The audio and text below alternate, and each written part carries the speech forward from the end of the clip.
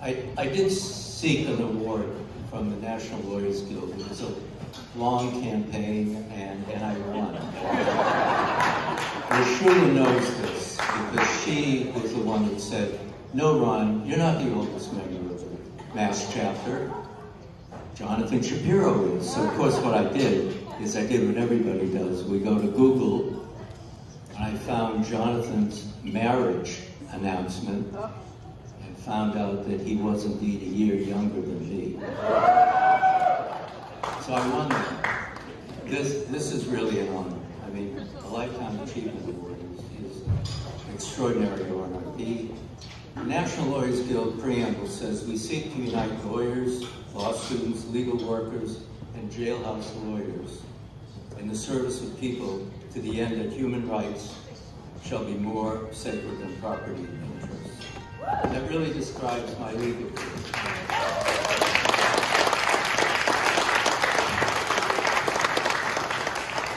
Of lawyers, law students, and people. It started with Joan, my wife. It always has, it always will. We started dating 67 years ago. And she still has been my guiding light with her sense of what's fair and just. While practicing law, family law in Lynn, and being one of the first to do divorce mediation, because I hated the adversary process so much.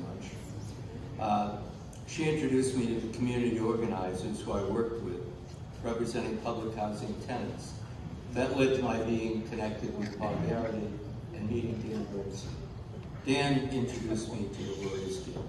We worked together. We saw the need for lawyers and the fact that we had lawyers who were interested in helping.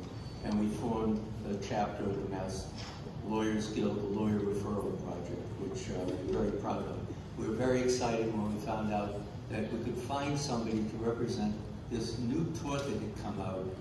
It was called lead paint poisoning, and I think it was Mark Stern who did that, and we were very fortunate. Fortunately, after a while, we were very fortunate. We decided that it was too much for us little part-time volunteers, so we found this new young lawyer who just come to town. We hired him as the executive director. His name was Bert Nam. When we started the law student lawyer link-up, lawyers from the chapter, like Nancy Gertner, Norman Salkine, gave their time to make presentations on a variety of topics to students in local law school guild chapters. Even as I, over 50 years, have been critical of Israel's violation of the human rights of Palestinians, I was supported and bolstered by the involvement of Jeff Petroselli and his wife, Pat Cantor. Their trips to Israel and the West Bank as part of the Guild's Middle East Committee. In 1977, 11 Guild law firms, including those of Rob Doyle, Lee Goldstein, Judy Somberg, applied for and received $300,000 from the Legal Services Corporation as the Association of National Lawyers Guild Legal Clinics to provide legal services for individuals. I have warm memories of meetings with Leslie Klein, who we called the Queen of Group B, and our boss, Nadine Cohen, who was the chair of our board.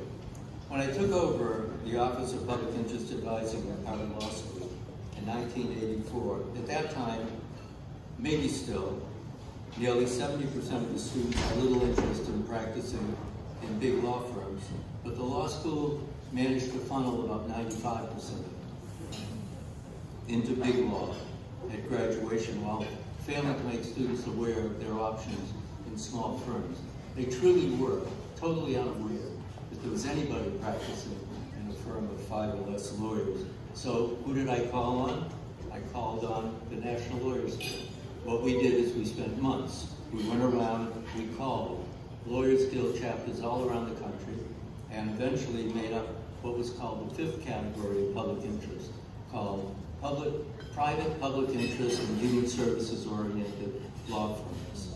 That was a wonderful thing that we promoted nationally, that there would be firms like Amy Totenberg in Atlanta, the Rabinowitz firm in New York, Mark Vanderhoek in San Francisco, and of course Goldstein, Pressman, Hiller and Kruskel, Petrocelli and Nadler,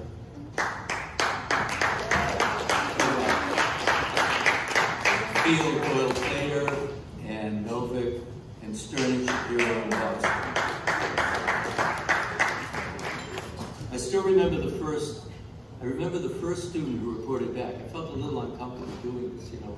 Harvard Law students go to big places, big firms. They go to big public interest organizations, civil liberties union, etc. Who am I to be suggesting that people go off into these small unknown firms and practice law? I still remember the first one who came back from one of these firms and talked about the incredible summer that she had at a small new firm called Rankin and Sullivan. And when I wanted to have presentations to students by lawyers in those firms, Barbara Sard, Liz Rogers, Lee Goldstein were eager to do it.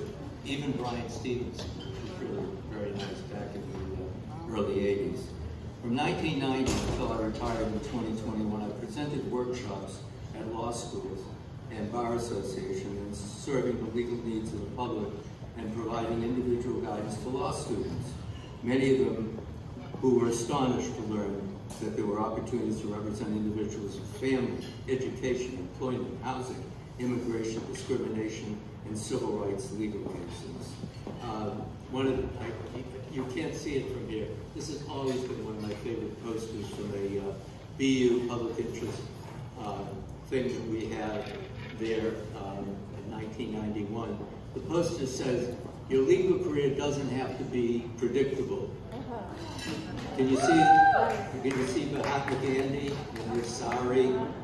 That was always one of my favorites. So, when writing the book, Legal Lawful Pursuit, I turned to and interviewed members of the Guild, of course. Again, Bert Nadler and Miriam Conrad, wonderful. And one of my friends who was dealt with 20 years representing abused children, Rick Bourne. I'm forever grateful to Joan for supporting my often mystifying career choices. We've been fortunate to have the concern, compassion, and love of our family, our friends and colleagues, those who are here tonight, those who are watching on the virtual, especially our daughter, who never found anybody, any friend, any colleague who she couldn't find time to help and support. And to our son, Steve, who, when he was given an award for overseeing the Amendment 64 campaign that legalized marijuana in Colorado in 2012, he quoted Tikkun Olam as his guiding principle to heal the world. In the conclusion of Lawful Pursuit, I spoke about what I hoped that the reader would be able to say at a class reunion, but it's something I know reflects what many here feel about what you're doing. The excitement, satisfaction, and happiness you derive from your work. How important it is to be contributing to the common good and the cause of social justice.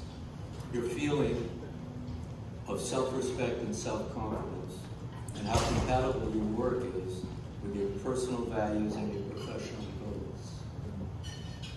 Finally, the annual dinner was always the highlight of my year when I was inspired by the extraordinary accomplishments over the last half-century. Margaret Burnham, Sharon Ross, Jeff Fewer, Susan Church, and so many others pursuing economic and social justice.